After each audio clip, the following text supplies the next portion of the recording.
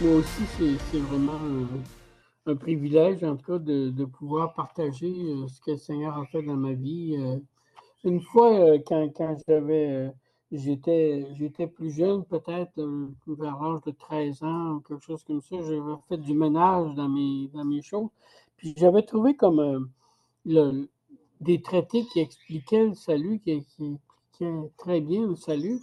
Et puis je me souvenais pas d'avoir fait venir ça, ou ben non, on l'avait envoyé par la poste, je sais pas.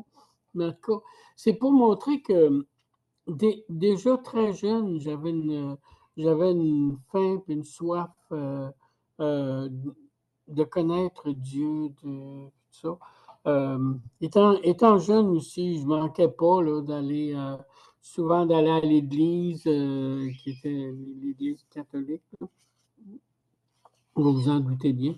Et puis, j'étais très fidèle, j'étais vraiment assidu.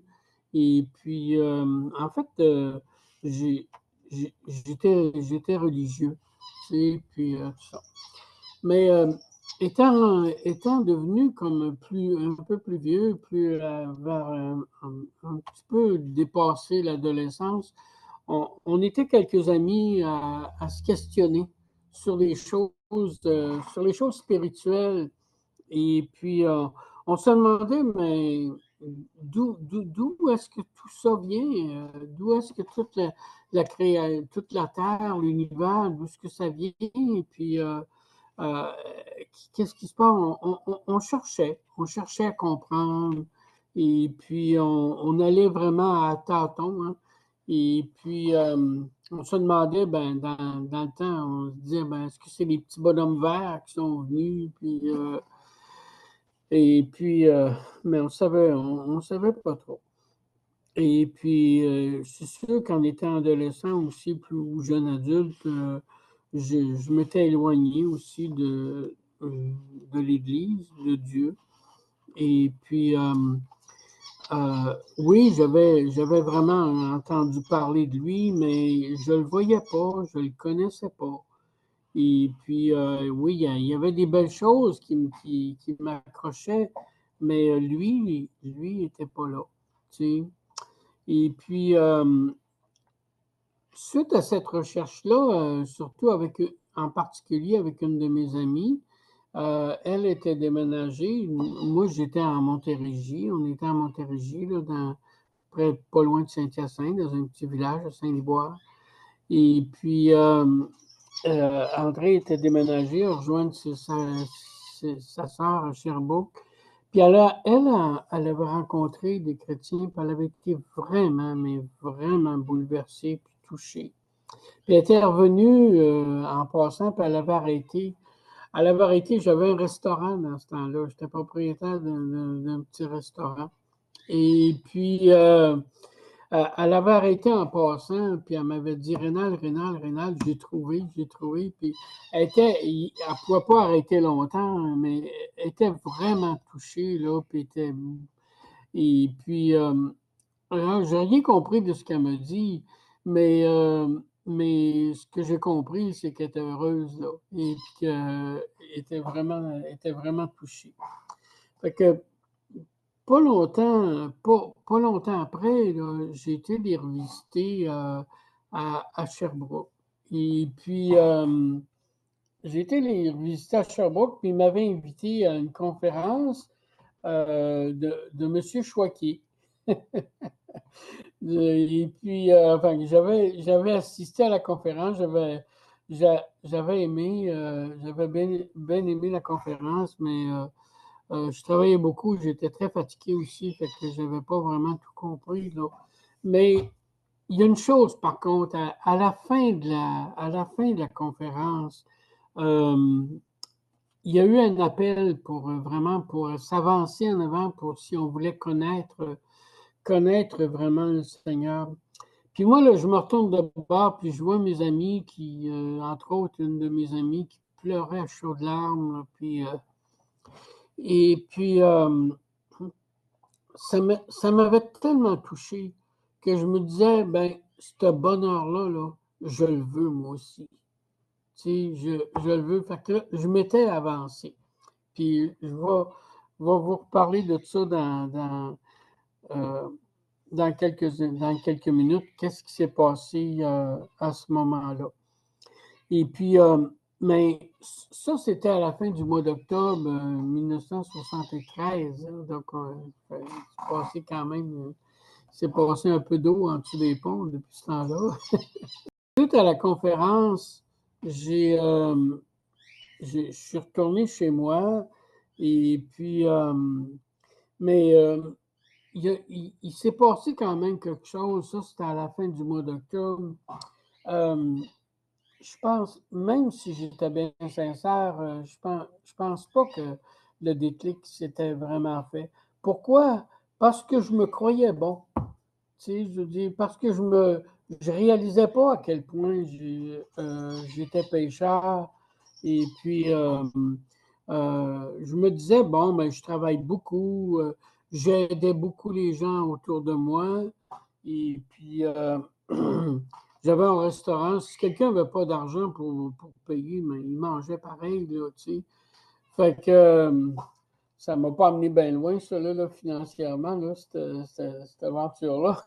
Mais c'est ça, tu sais, j'étais honnête, je me pensais bon, et puis, mais j'avais gardé un jardin secret dans ma vie, tu sais, et puis, oui, j'avais abandonné l'usage de la drogue, mais j'avais gardé encore, malheureusement, j'aime pas d'en parler, mais l'habitude de boire. Et puis, il y a un soir, justement, je devais ouvrir un petit commerce que je voulais ouvrir le lendemain. Et puis, j'avais vécu une expérience bien triste, là. Puis, le lendemain, quand je suis arrivé pour ouvrir mon commerce, j'étais vraiment pas prêt, là. J'étais vraiment pas prêt, là, tu sais. Et puis, c'est alors que j'ai réalisé à quel point j'étais pécheur. Et puis, j'étais assis dans mon fauteuil, dans mon salon. Puis, c'est là que je me suis levé. Puis, je me suis pas levé, mais dans ma pensée, dans mon cœur, j'ai crié vers le Seigneur. Et je lui ai dit, Seigneur, si tu ne me pardonnes pas, qui est-ce qui va me pardonner? Tu sais? Puis j'ai vraiment crié au Seigneur. Puis c'est à ce moment-là qu'il s'est passé vraiment un miracle dans ma vie.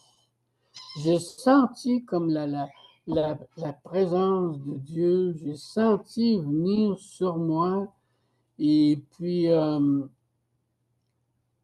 après, physiquement, j'étais la même personne, mais spirituellement, j'étais plus pareil. J'étais plus pareil. Je venais de connaître par la grâce de Dieu, par le don de Dieu. Je venais de connaître la repentance. Encore là, ça vient de lui. C'est lui qui nous éclaire, c'est lui qui fait tout. Puis c'est là que j'ai donné mon cœur au Seigneur, vraiment, le 2 décembre euh, 1973. C'est là que j'ai connu la nouvelle naissance. Je vais vous partager quelque chose. Je vais revenir à la fin du mois d'octobre, quand j'étais dans la conférence d'évangélisation, la conférence avec M. Chouaquier. Et puis, il y a un conseiller qui s'était avancé près de moi. Et puis, attendez un petit peu, là, je vais prendre, je vais sortir ma Bible, là. Et puis, un petit instant, c'est ça. Et puis, un conseiller qui s'était approché près de moi et puis m'expliquait. Il y avait sa Bible, je me rappelle, il y avait sa Bible, il ouvrait sa Bible, puis il me partageait des versets dans l'Écriture. Et puis, mais je ne comprenais pas. Je ne comprenais pas, je comprenais pas simplement. Alors, à un moment donné, en désespoir de cause, pourtant, c'est pas parce que j'étais illettré ou quoi que ce soit, mais je comprenais pas, mon cœur était voilé, puis tout ça. Alors, en désespoir de cause, il s'en va vers son épouse, puis il lui demande, il dit, t'aurais-tu un petit livre sans parole? Tu sais, je dis, alors j'en ai confectionné un, et puis avec l'aide d'une amie. Et puis, voici, là, bon, ben, je vais essayer de centrer un peu, là, c'est ça. Alors, il me dit, il m'a enlevé, on appelle ça le livre sans parole. Vous voyez, il n'y a pas rien d'écrit. Et puis, il dit, mais il dit, regarde la première page. C'est supposé être doré, là. Moi, je n'avais pas de feuilles dorées, là, mais j'ai ça. Ça nous fait penser au soleil, ça nous fait penser le jaune, ça nous fait penser à la vie, ça nous fait penser à l'amour de Dieu. Pour nous, on est bien, tout ça. Puis là, il monte et il dit, mais il dit, dans la parole de Dieu, ça dit, car Dieu a tant aimé le monde qu'il a donné son Fils unique, afin que quiconque croit en lui ne périsse point, mais qu'il ait la vie éternelle. Il dit, tu vois-tu comment est-ce que Dieu t'aime? Puis il m'expliquait, tu sais, je veux dire, l'amour de Dieu, puis tout ça. Puis il dit, Dieu veut que tu ailles au ciel. On dit, la Bible nous dit aussi que dans le ciel, les rues sont d'or pur, tu sais, puis ça nous fait penser à ça, puis tout ça. Mais il dit, il y a un gros problème. Ah ouais, j'ai dit, c'est quoi le gros problème? Puis tout ça, tu sais. Mais le gros problème, c'est que tu ne peux pas y aller. Tu sais, ah ouais, que je ne peux pas y aller. Oui, parce que ton cœur est rempli de péché. Puis Dieu, ouais, Dieu, lui, est parfait. Et puis, il ne peut pas accepter quelqu'un qui n'est pas pur dans le ciel parce que ça porterait atteinte à la sainteté, à la pureté. Ah oui. Puis il dit, car, puis regarde ce que la Bible dit, car tous ont péché et sont privés de la gloire de Dieu. Car Rénal a péché et est privé de la gloire de Dieu. Alors, c'est ce que je vais réaliser quand même plus tard, au mois de décembre, là, quand j'ai réalisé à quel point j'étais pécheur et tout ça. Alors, OK, là, j'ai dit, bon, mais il dit, j'ai une bonne nouvelle pour toi. Tu sais, il dit, regarde, il dit, Jésus, à quoi ça te fait penser le rouge? Ben, le rouge, ça nous fait penser à l'amour de Dieu. Puis ça nous fait penser aussi que Jésus a versé, il a pris la condamnation que moi, je méritais. Lui, le créateur de l'univers, lui, le créateur du ciel et de la terre, lui qui est mon Seigneur, lui est venu puis il est mort sur la croix. Il a subi la condamnation de mon péché. Puis la Bible dit, le sang de Jésus, attendez un petit peu, je vais vous le lire. Et puis, ici, là, je vais mettre mes lunettes. Ça dit, si nous disons que nous n'avons pas de péché, nous nous séduisons nous-mêmes et la vérité n'est point en nous. Si nous confessons nos péchés, il est fidèle et juste pour nous les pardonner et pour nous purifier de toute iniquité. Et puis, ça nous dit, le sang de Jésus nous purifie de toute iniquité.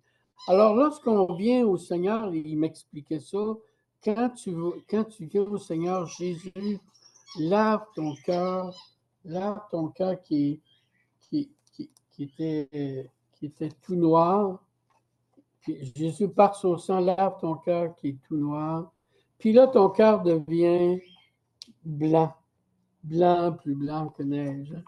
Et puis, alors, si tu veux accepter le Seigneur, c'est ce que le Seigneur va faire dans ton cœur.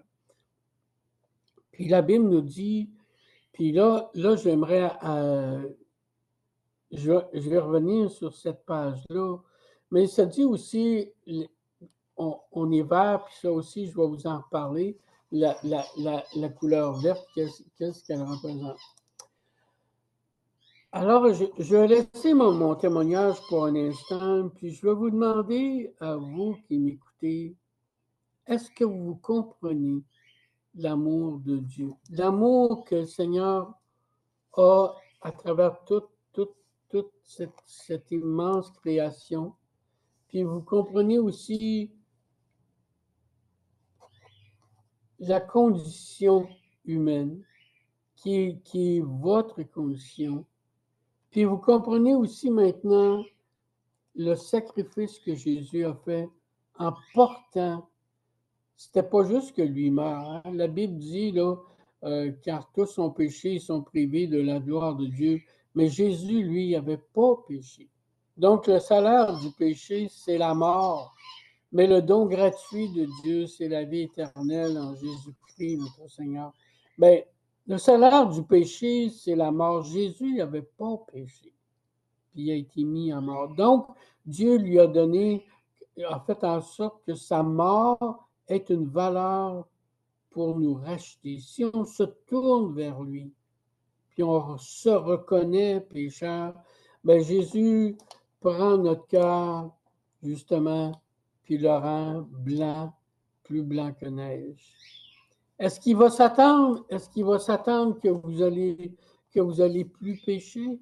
Non, certainement pas.